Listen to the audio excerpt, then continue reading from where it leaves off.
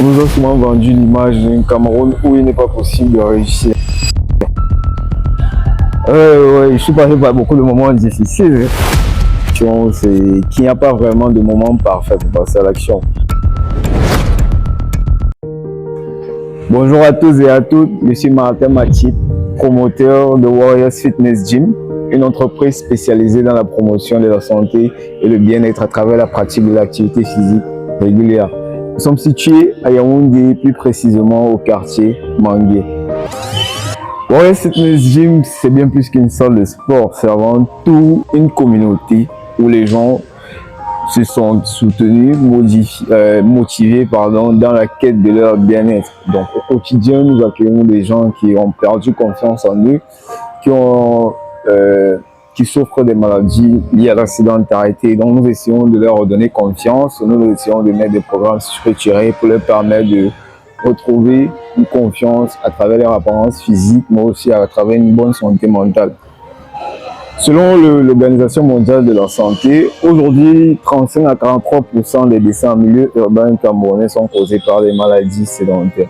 Donc chaque matin, quand je me lève et que je viens à Warriors Fitness Gym, ma mission, c'est de contribuer à réduire ce taux de mortalité lié à ces maladies qui sont complètement évitables à travers la pratique régulière de l'activité physique. Bon, avant Warriors Fitness Gym, j'ai touché pas à tout. Je joue au football. Et à un moment donné, vous savez les réalités du football au pays, c'était pas trop ça. Donc je me suis retrouvé, je crois que c'était en 2023, j'étais blessé. Je ne pouvais pas jouer. Et j'étais en train de chercher à trouver une autre issue parce que bon, il y avait une charge familiale importante que je devais assumer. Ma mère avait fait une crise d'AVC. Et quand son fils unique, il fallait que je puisse trouver du travail pour pouvoir subvenir à ses besoins, payer ses médicaments. C'est comme ça que je commence à chercher du travail. Le premier travail que j'ai eu, c'était comme agent d'entretien dans un snack bar. C'était en décembre 2023. Je commence à travailler là-bas comme agent d'entretien. Et puis un jour, en allant au travail, je tombe sur une salle de sport qu'on était en train d'ouvrir là, pas loin de chez moi. Je m'en vais rencontrer le propriétaire, j'essaie de lui demander s'il a besoin d'un autre agent d'entretien parce que mon objectif c'était de cumuler 2 boulots d'agent d'entretien. Et c'est comme ça que je me fais recruter dans cette salle de sport.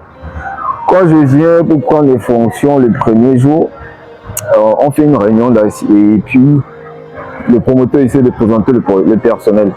Il y a donc un coach qui ne pourra pas être disponible, il ne pourra pas venir à ces heures-là.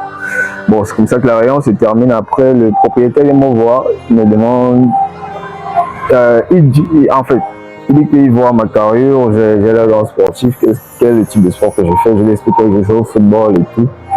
Il me dit qu'il a besoin d'un coach qui va rester en salle et qui va pouvoir être là tout le matin pour pouvoir ouvrir la salle.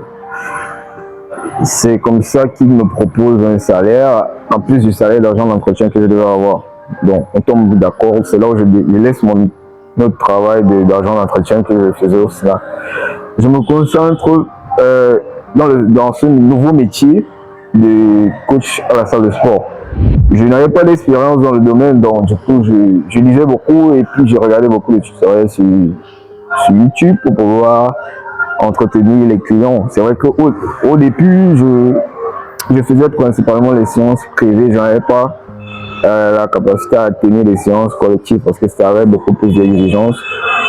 Donc, je me forme de manière autodidacte, on va le dire ainsi. Et après 5 mois, la réceptionniste, qui était un peu comme le manager de la salle, en venant au travail, s'est fait agresser. Et bon, c'est comme ça que je commence à assumer son poste pendant la période où elle ne peut pas venir travailler. Donc je fais maintenant manager de la salle, à la réception, coach assistant de la salle et en plus agent d'entretien. Le premier mois où je suis comme manager de la salle, on fait un chiffre d'affaires record, ce qui n'avait jamais été réalisé dans la salle. C'est alors le promoteur m'appelle et il me dit que bon, désormais c'est toi le manager de la salle. Tu as la charge de recruter ta réceptionniste avec qui tu vas travailler. et tu commences à gérer la salle. Donc, c'est comme ça que je commence à prendre les responsabilités en tant que manager de salle.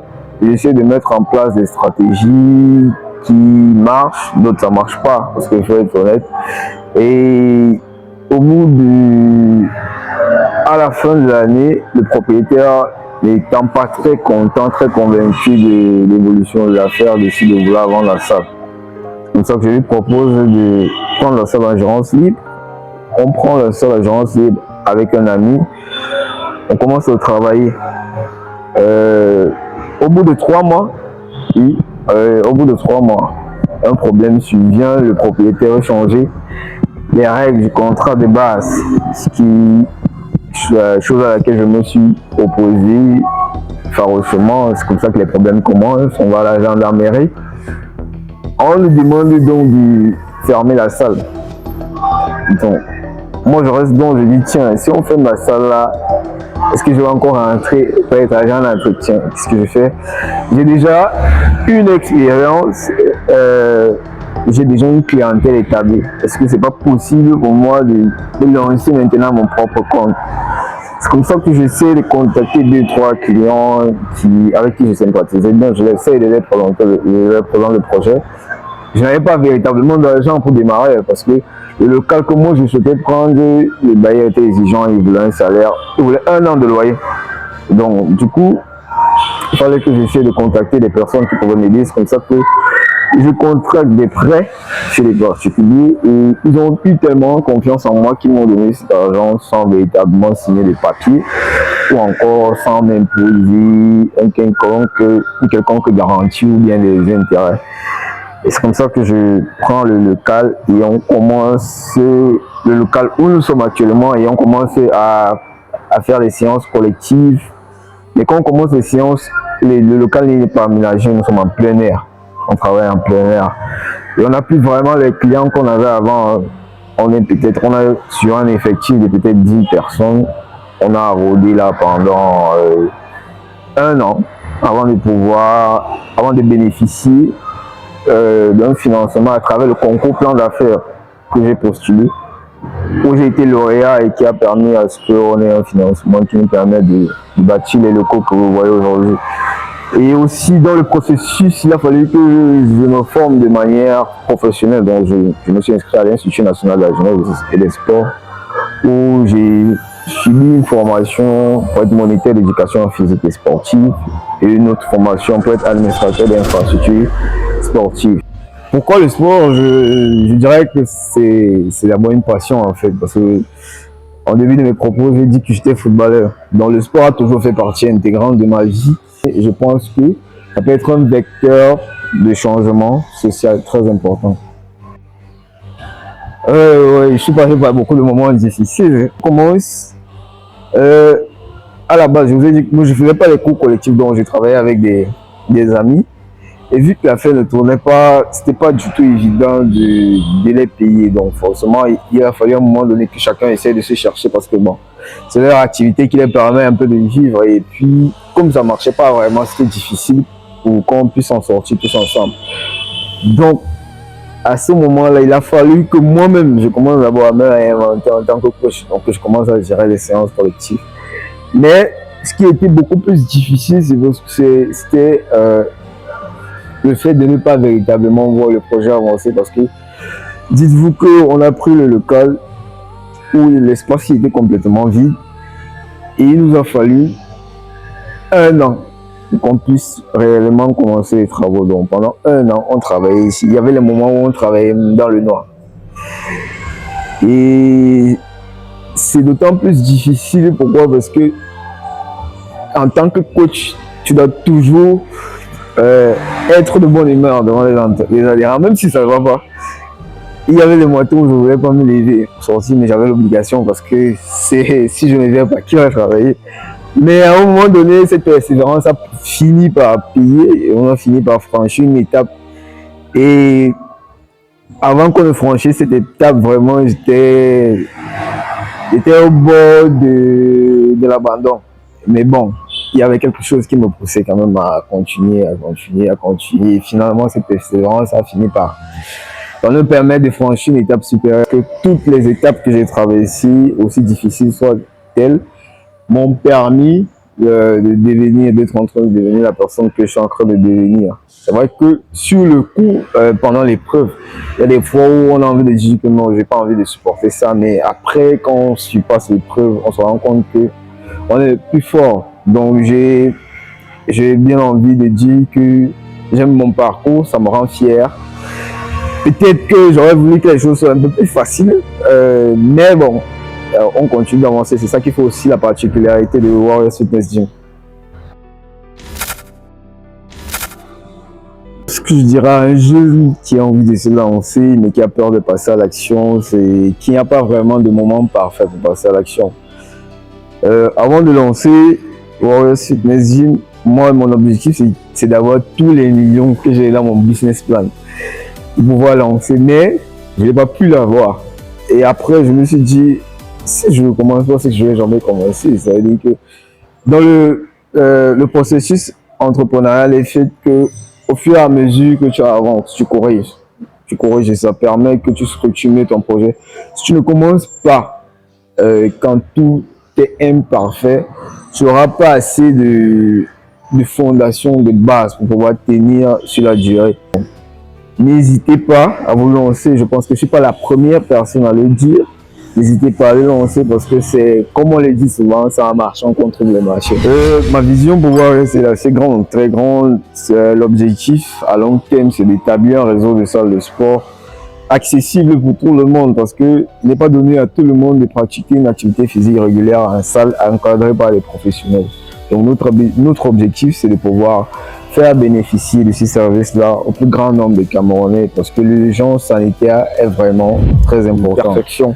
Donc, actuellement, à ce moment même, nous sommes en plein levée de fonds. Nous sommes en train de lancer une campagne de crowdfunding qui va aller du 25 juillet au 7 septembre.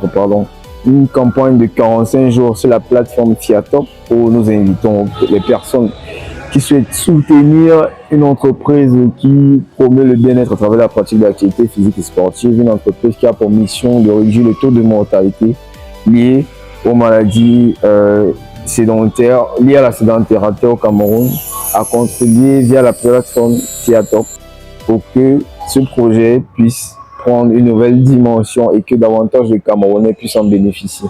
Depuis que je suis là, je suis épanouie tant sur le plan physique, mental que social. Durant la période spéciale perte de poids, j'ai perdu environ 3 kilos. Quand je suis venue ici, je me sentais vraiment laide, grosse et je n'étais pas sûre de ma personnalité. Bon, après, j'ai vu les efforts que le coach a fournis tout en m'encourageant et puis aujourd'hui, je peux témoigner que je me trouve belle. Et je pense que le meilleur reste à venir. Et je suis membre depuis 2 mois déjà et je pourrais dire que j'y suis depuis 2 ans. C'est comme une famille ici. Franchement, les exercices sont top, le coach est top. Franchement, tout le reste des membres, c'est hyper top. Au fait, depuis que j'ai commencé le sport à Warriors, j'ai recommencé à avoir confiance en moi. Au-delà du bien-être que procure l'activité physique régulière, ce que nous voulons beaucoup plus transmettre à travers Warriors Fitness Gym, ce sont les valeurs de résilience. Nous voulons faire comprendre aux jeunes qu'il est possible de partir de rien et de construire quelque chose qui soit utile pour la société. Nous voulons faire comprendre aux jeunes que le sport transmet les valeurs d'humilité et de dépassement de soi. Si un jeune doit retenir quelque chose de mon parcours, ce serait de ne rien lâcher. D'ailleurs, c'est le slogan de Warriors Fitness Gym, ici on ne lâche rien.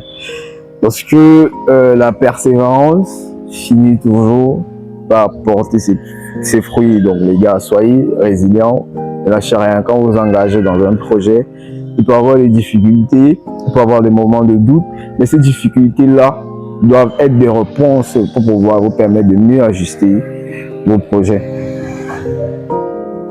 Ce que je peux dire aux jeunes, c'est que nous sommes dans un pays qui est en voie d'émergence.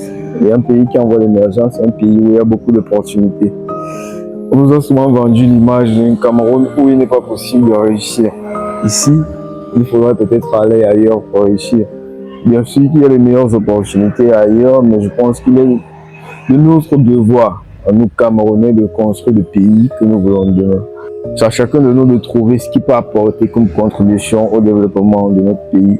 Sortons de la distraction, sortons des futilités, concentrons-nous sur l'essentiel parce que demain, l'histoire de notre pays va nous juger.